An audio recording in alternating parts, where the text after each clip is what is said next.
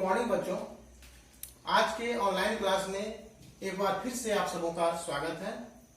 आज हम वर्ग 8 जेसीईआरटी विज्ञान के पाठ्य पुस्तक के पाठ 3 के अंतर्गत सूक्ष्म जीव के बारे में पढ़ेंगे। यहाँ हम सूक्ष्म जीव के अंतर्गत खाद्य वस्तुओं के परिरक्षण और नाइट्रोजन चक्र को जानेंगे। इसके पहले की कक्षाओं में हमने सूक्ष्म जीवों से होने वाले लाभ और हानि के बारे में चर्चा की थी। उसमें हमने देखा था कि सूक्ष्म जीव हमारे खाद्य पदार्थों को संदूषित कर देते हैं। ऐसे खाद्य पदार्थों के रंग, गंध और स्वाद में परिवर्तन हो जाता है। ऐसे खाद्य पदार्थों को खाने वाला व्यक्ति गंभीर रूप से बीमार पड़ सकता है। इसलिए हमें खाद्य पदार्थों को सूक्ष्म जीवों के संदूषण से बचाना नितांत ही आवश्यक है। खाद्य पदार्थों को सूक्ष्म जीवों के संदूषण से बचाव की प्रक्रिया को हम खाद्य परिरक्षण कहते हैं।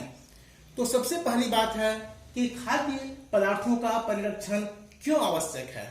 तो सबसे पहली बात कि यदि हम खाद्य वस्तुओं का या खाद्य पदार्थों का सूक्ष्म जीवों के संदूषण से बचाव करते हैं तो सबसे पहला हम अपने स्वास्थ्य की रक्षा करते हैं, और दूसरी बात हम खाद्य वस्तुओं के बर्बादी को रोकते हैं, जो बढ़ती हुई जनसंख्या को देखते हुए नितांत आवश्यक है।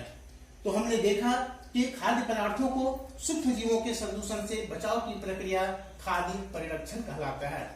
इसके अंतर्गत हम कुछ चीजों का प्रयोग करते हैं, जैसे नमक, चीनी, तेल एवं सिरका, या कुछ रसायन जैसे सोडियम बेंजोएट का हम प्रयोग करते हैं, जिसके द्वारा हम खाद्य वस्तुओं को लंबे समय तक सुरक्षित रख सकते हैं। तो खाद्य पदार्थों के परिरक्षण के कुछ महत्वपूर्ण तरीके हैं।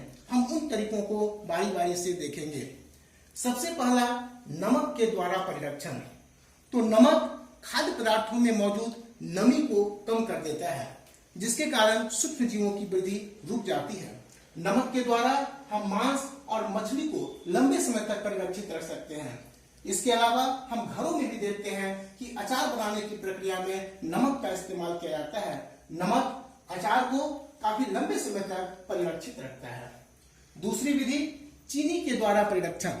जिस तरह से नमक खाद्य पदार्थों में मौजूद नमी को समाप्त करता है, उसी तरह से चीनी भी खाद्य पदार्थों में मौजूद नमी को अवशोषित कर लेता है। जैम और जेली को हम चीनी के द्वारा लंबे समय तक परिरक्षित रखते हैं। तीसरा है तेल एवं सिरके के द्वारा।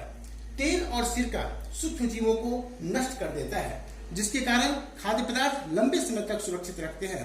जैसे सब्जी, फल, मांस या मछली को हम तेल एवं सिरके के प्रयोग के द्वारा परिरक्षित रखते हैं। चौथा शीतलन।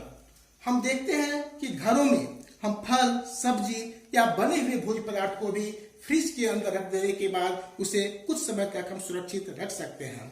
यहाँ पर तापमान को इतना कम कर दिया जाता है कि सूक्ष्म जीवों की वृद्धि रुक जाती है और भोज्य पदार्थ लंबे समय तक सुरक्षित रखते हैं। इसके अलावा हम देखते हैं कि बड़ी मात्रा में भी शीतलन गृह या कोल्ड स्टोरेज का उपयोग किया जाता है, जहां फल और सब्जियों को सुरक्षित रखा जाता है। पांचवा उबालकर। हम घरों में दूध को उबालकर लंबे समय तक सुरक्षित रख सकते हैं। इससे उसमें मौजूद सूक्ष्म जीव नष्ट हो जाते हैं। इसी प्रकार यदि हमें शुद्ध जल का उपयोग करना हो तो हमें जल को उबालकर पीने की सलाह दी जाती है, ताकि उसमें मौजूद सूक्ष्म जीव या रोगाणु नष्ट हो जाएं। छठा है पाश्चुरीकरण। पाश्चुरीकरण एक ऐसी प्रक्रिया है जिसमें दूध को 15 से 30 सेकंड तक 70 डिग्री सेल्सियस के आसपास गर्म किया जाता है। ऐसा करने पर उसमें मौजूद सूक्ष्म जीव नष्ट हो जाते हैं। जब उसे हम 15 से 30 सेकंड तक 70 डिग्री सेल्सियस पर गर्म करते हैं, उसके बाद उसे एकाएक ठंडा कर एक विशेष रूप से पैकेट में बंद कर देते हैं, ताकि सूक्ष्म जीव की वृद्धि न हो सके। सातवां भंडारण एवं पैकिंग। इसके लिए हम कुछ विशेष प्रक्रिया को अपनाते हैं, जैसे भोज्य पदार्थ को अच्छी तरह से सुखाकर, ताकि उसमें मौजूद नमी को खत्म कर दिया जाए। उसमें कुछ अक्रिय गैस को मिलाकर या कुछ रसायन को मिलाकर और उसे वायु रोधी या एयर टाइट सील से बंद कर दिया जाता है। इसके अंतर्गत हम पनीर, शराब, चिप्स या अचार आदि भोज्य पदार्थ को सुरक्षित रख सकते हैं। तो ये हमारा तरीका है खाद्य परिरक्षण का। जिसके अंतर्गत हम खाद्य वस्तुओं को सूक्ष्म जीवों के संदूषण से बचा सकते हैं। अब हम देखेंगे नाइट्रोजन चक्र। हम जानते हैं कि वायुमंडल में 78 से 79% नाइट्रोजन है, परंतु इतनी मात्रा में नाइट्रोजन होने के बाद भी न तो पौधे और न ही जीव उसका प्रत्यक्ष रूप से उपयोग कर पाते हैं। नाइट्रोजन का उपयोग पौधे नाइट्रेट के रूप में करते हैं। तो यह एक प्राकृतिक तरीका है। जब बारिश के मौसम में बिजली चमकती है तो वायुमंडल में मौजूद नाइट्रोजन और ऑक्सीजन आपस में जुड़कर नाइट्रोजन के ऑक्साइड बनाते हैं। ऐसा उसमें भी होता है जब फैक्ट्री चलते हैं या गाड़ियों में इंजन चलते हैं तो वहां पर दहन के फलस्वरूप भी नाइट्रोजन के ऑक्साइड मुक्त होते हैं। ये नाइट्रोजन के ऑक्साइड जब वर्षा के जल के साथ मिलते हैं तो नाइट्रस और नाइट्रिक अम्ल बनाते हैं। यह नाइट्रस और नाइट्रिक अम्ल मिट्टी के अंदर अवशोषित होते हैं और पौधे इसे नाइट्रेट में बदलकर इसे अवशोषित कर लेते हैं।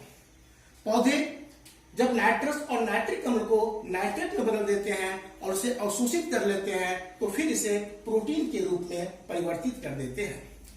पौधे में अब यह वायुमंडल से आने वाला नाइट्रोजन प्रोटीन के रूप में परिवर्तित हो गया। अब इस प्रोटीन को या इस पौधे को यदि कोई जंतु खाता है या पौधे को खाने वाले जंतुओं को जब कोई जंतु खाता है तो यह प्रोटीन जंतुओं के शरीर में भी प्रवेश कर जाता है। पौधे और जंतुओं के मरने पर यह प्रोटीन विखंडित होता है और विखंडित होकर अमोनिया में परिवर्तित होता है। इस प्रक्रिया को हम अमोनीकरण कहते हैं। यानी हम कह सकते हैं कि अमोनीकरण एक ऐसी प्रक्रिया है जिसमें पौधों और जंतुओं में उपस्थित प्रोटीन अमोनिया में परिवर्तित होता है। अब जब यह प्रोटीन अमोनिया में परिवर्तित हो गया या विखंडन के फलस्वरूप ये अमोनिया बन गया, तब इस अमोनिया को नाइट्रोजनी जीवाणुओं के द्वारा नाइट्रेट में बदल दिया जाता है और इस प्रक्रिया को हम नाइट्रीकरण कहते हैं। अब ये नाइट्रेट पुनः जैसे हमने यहाँ पर देखा इस नाइट्रेट का उपयोग पौधे करते हैं तो फिर यहाँ भी इस नाइट्रेट का उपयोग पौधे कर सकते हैं और ये नाइट्रेट जो है ह्यूमस के रूप में या तो जमा रहता है या पानी के द्वारा बहा दिया जाता है। फिर ये नाइट्रेट पौधे के काम आ जाते हैं और कुछ नाइट्रेट डीनाइट्रीफाइंग जीवाणुओं के द्वारा वायुमंडलीय नाइट्रोजन में बदल दिया जाता है और इस प्रक्रिया को हम अनाइट्रीकरण कहते हैं। तो इस प्रकार हमने देखा कि वायुमंडलीय नाइट्रोजन जो बिजली के चमकने पर और कुछ प्रक्रिया के द्वारा वह मृदा में आया यानी मिट्टी में आया, मिट्टी से यह पौधों में अवशोषित हुआ, पौधों से फिर यह जंतु में गया, पौधे और जंतुओं के मरने के बाद यह मृदा में पुनः आया और पुनः मृदा से अनाइट्रीकरण प्रक्रिया के द्वारा वह नाइट्रोजन के रूप में वायुमंडल में चला गया। तो इस पूरी प्रक्रिया को हम नाइट्रोजन चक्र कहते हैं। तो इस तरह से आज के पाठ में हमने खाद्य परिरक्षण के तरीके और नाइट्रोजन चक्र के बारे में विस्तार से जाना। धन्यवाद।